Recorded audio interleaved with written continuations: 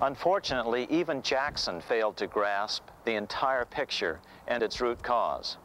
Although Jackson had killed the central bank, the most insidious weapon of the money changers, fractional reserve banking, remained in use by the numerous state-chartered banks. This fueled economic instability in the years before the Civil War. Still, the central bankers were out, and as a result, America thrived as it expanded westward. During this time, the principal money changers struggled to regain their lost centralized power, but to no avail. Then, finally, they reverted to the old central bankers' formula: war to create debt and dependency. If they couldn't get their central bank any other way, America could be brought to its knees by plunging it into a civil war, just as they had done in 1812 after the first Bank of the United States was not rechartered. So what was the Civil War all about? There were many factors at play. Northern industrialists had used protective tariffs to prevent the southern states from buying cheaper European goods. Europe retaliated by stopping cotton imports from the South. The southern states were in a double financial bind. They were forced to pay more for most of the necessities of life, while their income from cotton exports plummeted. The South was angry.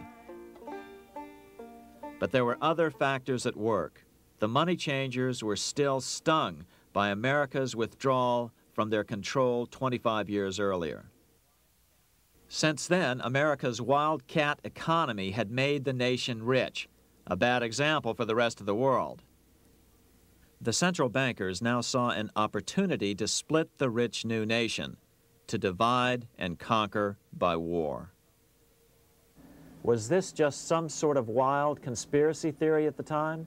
Well, let's take a look at what a well-placed observer of the scene had to say at the time. His name was Otto von Bismarck, Chancellor of Germany, the man who united the German states a few years later. The division of the United States into federations of equal force was decided long before the Civil War by the high financial powers of Europe. These bankers were afraid that the United States, if they remained as one bloc and as one nation, would attain economic and financial independence, which would upset their financial domination over the world. No matter what the outcome of the Civil War, a weakened America, heavily indebted to the money changers, would open up Central and South America once again to European colonization and domination. The very thing America's Monroe Doctrine had forbade in 1823. Lincoln knew he was in a double bind. That's why he agonized over the fate of the Union. There was a lot more to it than just differences between the North and the South. That's why his emphasis was always on union and not merely the defeat of the South. But Lincoln needed money to win. In 1861, Lincoln and his Secretary of Treasury, Salmon P. Chase, went to New York to apply for the necessary loans. The money changers, anxious to see the Union fail, offered loans at 24 to 36% interest. Lincoln said thanks, but no thanks, and returned to Washington. Lincoln sent for an old friend, Colonel Dick Taylor of Chicago, and put him on the problem of financing the war. During one meeting, Lincoln asked Taylor what he'd discovered. Taylor put it this way: "Why, Lincoln, that is easy. Just get Congress to pass a bill authorizing the printing of full legal tender Treasury notes, and pay your soldiers with them, and go ahead and win your war with them also." When Lincoln asked if the people of the United States would accept the notes, Taylor said, "The people, or anyone else, will not have any choice in the matter if you make them full legal tender. They will have the full sanction of the government and be just as good as any money, as Congress is given that express right by the Constitution." So that's exactly what Lincoln did. In 1862-63, he printed up $450 million worth of the new bills. In order to distinguish them from other banknotes in circulation, he printed them in green ink on the back side. That's why the notes were called greenbacks. With this new money, Lincoln paid the troops and bought their supplies. During the course of the war, nearly $450 million worth of greenbacks were printed at no interest to the federal government. Lincoln understood who was really pulling the strings and what was at stake for the American people. This is how he explained his rationale. The government should create, issue, and circulate all the currency and credit needed to satisfy the spending power of the government and the buying power of consumers. The privilege of creating and issuing money is not only the supreme prerogative of government, but it is the government's greatest creative opportunity. By the adoption of these principles, the taxpayers will be saved immense sums of interest. Money will cease to be master and become the servant of humanity. A truly incredible editorial in the London Times explained the central banker's attitude towards Lincoln's greenbacks.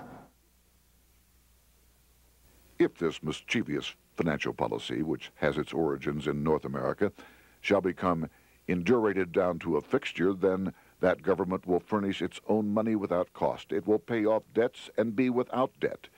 It will have all the money necessary to carry on its commerce. It will become prosperous without precedent in the history of the world. The brains and wealth of all countries will go to North America. That country must be destroyed, or it will destroy every monarchy on the globe. The scheme was effective. So effective that the next year, 1863, with Federal and Confederate troops beginning to mass for the decisive battle of the Civil War, and the Treasury in need of further congressional authority to issue more greenbacks, Lincoln allowed the bankers to push through the National Bank Act. These new national banks would operate under a virtual tax-free status and collectively had the exclusive monopoly power to create the new form of money, banknotes. Though greenbacks continued to circulate, their numbers were not increased.